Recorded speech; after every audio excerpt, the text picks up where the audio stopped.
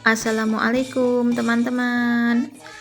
Udah pada nggak asing kan sama adik satu ini yang duduknya di samping Mas Heru Linanta, penggerongnya Astabrata, adiknya Mbak Sri Wahyuni atau biasa dipanggil Mbak Sri Pesek.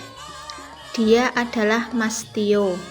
Belum lama ini Mas Tio menunjukkan skill menyanyinya menggunakan suara dua ketika menyanyikan lagu Perahu Layar bersama sinden-sinden Astabrata.